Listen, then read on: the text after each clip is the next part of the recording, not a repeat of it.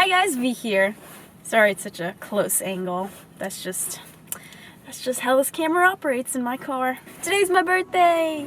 Yay! This video was supposed to be posted yesterday, but things happened. The story I'm about to tell you evolved more yesterday, so I needed time to film and edit and also rest because I was pretty emotionally exhausted. This video is not meant to demean anyone in the story. It's just I like telling you guys stuff about my life and it helps me to talk about stuff that is bothering me. So I just want to tell you guys and get it off my chest. You guys are like my family, so I like telling you guys things. So it all began in college, which I am here right now actually at college, but we had to do this project and we only had a week to do it, which is not a lot of time at all. So we got together as a group, we picked a team leader, and we agreed to play to our strengths and focus on getting this video out on time. I would take over what I'm good at, this other person will take over what they're good at, so we can all split up the tasks. We just wanted to hurry up and get this project out, which was a video that we had to make. So at first things were great. We went out, we filmed together, we had a lot of fun. And then it came down to post-production, which is a lot of editing, which is what I'm good at, since I make all these videos for you guys. So I thought it was working out great. I did feel a little tension from a couple of the people in my group, but I had no idea where it was from. It could be anything really. So one morning we got together in the editing room and I started showing everyone what I had so far. And then this guy, let's call him Jim, and just acting annoyed at everything I said. And then out of nowhere, he starts ranting about how I'm excluding him, conspiring against him, and not letting him work on anything, and always shutting down all his ideas and all his input. And you guys don't know about this about me, but I cry easily. Especially when someone confronts me about something, I don't know why, my body just cries. That's how I deal with things, I guess, which is so annoying, and I really wish that I didn't do that, but it's so hard for me not to cry. So this guy starts accusing me. He's aggressively pointing in my face, yelling at me, saying how I'm excluding him, and I started welling up. I was trying so hard not to cry, but it was getting there, and my friend who was next to me, he noticed what was going on. He's like, okay, Jim, 2 seconds. Oh, there he comes. Oh, he's coming, guys. I'm just gonna pretend I'm not here. He's out in the parking lot right now. This is so awkward, guys. I hope he doesn't come. Okay, he's coming over there. This is so awkward. Okay. I think he's gone. Darn it, I should have parked somewhere else. Like right in the middle of the parking lot. Anyway, so at this point, my friend sees the tears that are welling up in my eyes, and he's like, Jim, 2 seconds? And Jim's like, no! So my friend's like, V, 2 seconds? And I was like, yes, please, get me out of here. I went outside, we just walked around a little bit, I calmed down. I was so close to crying, like, tears. But I didn't, which was good. Also, this was the first day that I wore my contacts, so there's that. Then later on throughout the day, I figured he would apologize, because, I don't know, that's what I thought he would do. But he didn't say anything even though we were around each other. So again, we had another team meeting and we talked about how we could do things better. And he still didn't say anything, so I just said, hey, sorry guys if I excluded anyone. I really did not mean to do that. I was just following what we agreed on in the beginning. I'm so sorry if anyone felt excluded. And he's like, oh yeah, I could have said it better. Which is not really an apology. And we continued talking for a bit and someone asked me, hey V, are you okay? Are you good with where we are now? And I said, yeah, but I wasn't very convincing, and I didn't really give an answer because I wasn't okay. There was still something bothering me, and what was bothering me was that he didn't think that he did anything wrong.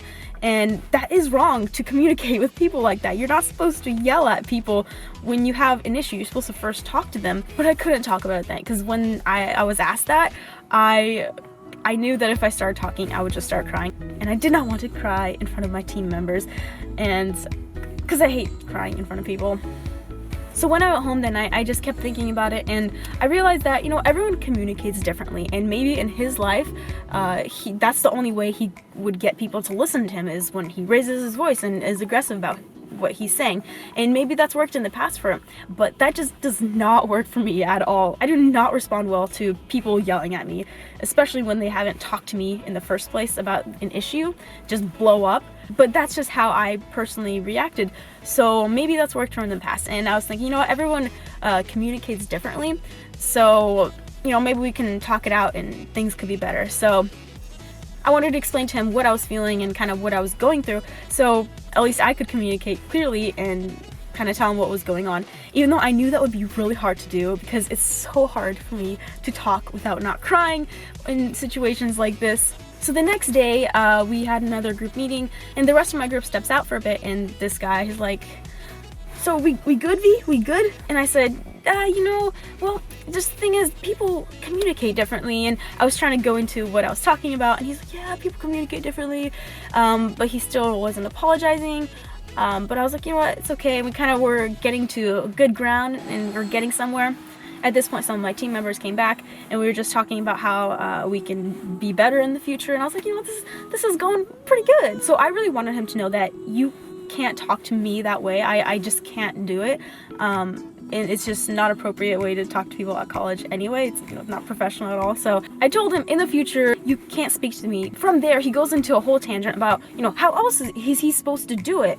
He thought he was supposed to drop hints for us that he was upset and that he didn't like what was going on, and he would walk away and wait for us to come and ask him what was the matter. And he was upset that we didn't catch any of his hints. And what I said to this is basically, it's not my job to decode when he's upset and his little hints that he's dropping. You know, that we're in college. I'm not supposed to be his mom, like, oh, are you okay? What's wrong? You know, tell me what you're feeling. I figured if someone had an issue, they could just talk about it, not drop hints. That's not a very efficient way to talk about things. And at this point in the conversation, I was barely hanging on. I was doing a great job, I thought, of actually speaking and not crying. My voice was shaking a little bit, but I was hanging in there. Now I was proud of myself for doing that. So the group leader and I brought up the point that if you have an issue with something, you should communicate and tell us what's going on. Because we did agree in the beginning that we would split up the tasks this way, and he didn't mention anything about how he was against it, so we just assumed he was fine with it. He took this really personally. You guys are blaming me for everything, and I'm not interested in having this conversation if you guys are just gonna be putting everything on me. You excluded me, you disrespected the hours I spent working on statistics and other stuff that you didn't even use. And he was like pointing in my face, and my friend said, well, Jim, I think you're being a little unreasonable. And he snapped and said, do you think I'd give a bleep what you think? And I, this whole time, was looking him straight in the eye, and I wasn't crying. But this was really, really hard, but I kept looking at him, and I didn't cry, and I didn't look away. And then he stormed out, and I just broke down. I couldn't hold it anymore. I just started crying, but I was so proud of myself. I thought it was amazing that I could even hold on that long, and I didn't cry this whole time until he left.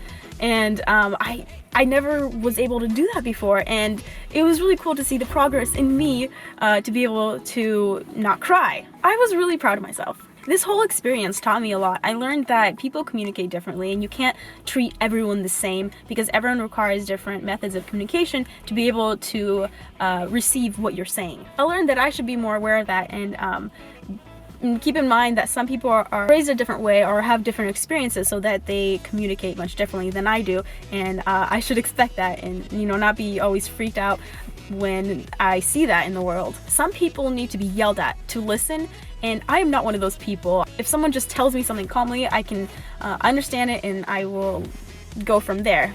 The biggest thing, though, is that if you have a consistent problem with someone, just tell them, or else you're just gonna keep it in and one day explode, and they're gonna be like, what is going on? But I thought it was fine, and that's not even their fault because they didn't know it was bothering you. So tell them it's bothering you, but do it in humility. Don't be arrogant about it.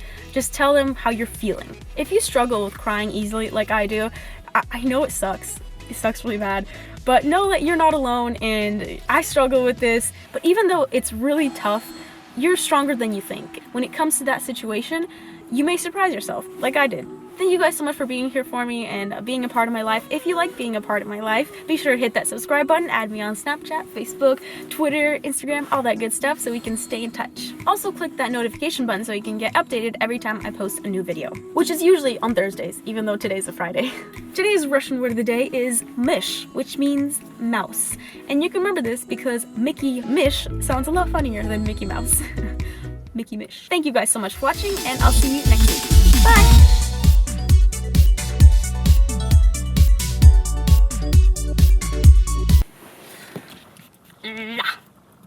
Where's the button? Where's the button?